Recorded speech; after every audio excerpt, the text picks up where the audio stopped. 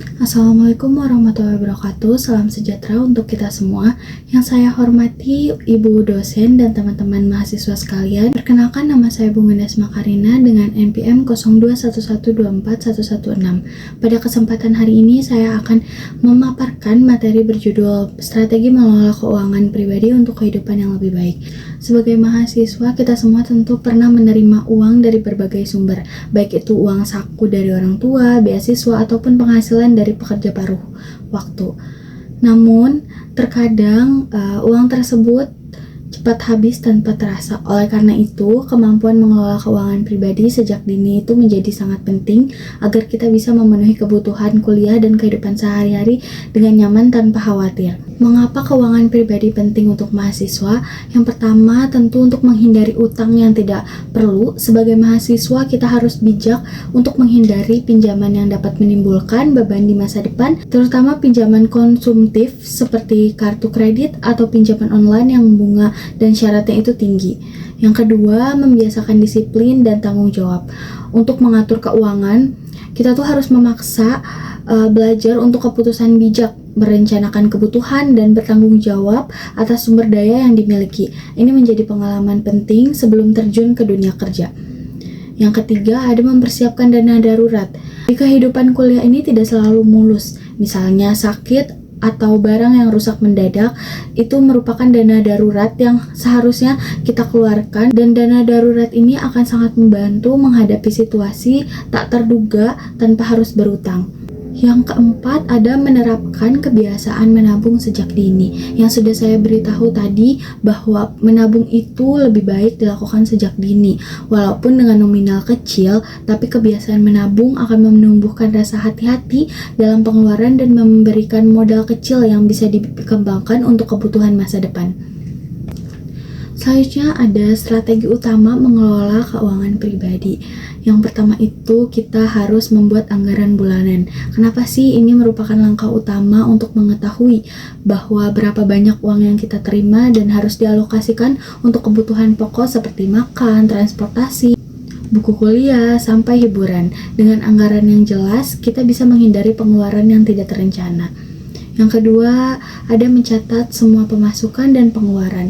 Dengan mencatat, kita tahu persis kemana uang yang telah digunakan. Misalnya ternyata banyak uang yang habis untuk membeli kopi atau makan di luar, kita bisa mulai mengurangi dan berhemat. Yang ketiga, kita harus mengutamakan kebutuhan daripada keinginan. Kita sering tergoda membeli barang-barang yang sebenarnya tidak terlalu diperlukan, seperti gadget atau pakaian baru. Nah, biasanya prioritas kebutuhan akademi dan kehidupan sehari-hari yang harusnya kita prioritaskan atau terlebih dahulu gitu. Yang keempat, ada menabung rutin walaupun dalam jumlah kecil. Menabung ini bukan soal besar kecilnya nominal, tapi konsisten. Misal menyisihkan uang 10.000 hingga 20.000 setiap harinya atau per minggu akan menimbulkan kebiasaan positif yang bisa jadi modal besar di kemudian hari. Yang kelima, ada menghindari konsumsi berlebihan dan gaya hidup boros. Biasanya ini terjadi karena pengaruh teman atau media sosial yang bisa membuat kita merasa harus mengikuti tren yang mahal. Belajar mengatakan tidak pada gaya hidup yang tidak sesuai kondisi finansial kita penting untuk kestabilan keuangan. Di sini juga ada beberapa solusi yang bisa kita manfaatkan. Yang pertama itu, yang paling utama adalah membuat anggaran bulanan. Dengan anggaran ini kita tahu jumlah uang yang masuk dan bagaimana mengalokasikannya untuk kebutuhan pokok seperti makanan, transportasi, dan biaya kuliah, serta untuk hiburan yang tetap dalam batas wajar. Selanjutnya, kita mencatat setiap pemasukan dan pengeluaran. Sangat penting agar dapat memonitor pengeluaran dan menghindari pemborosan.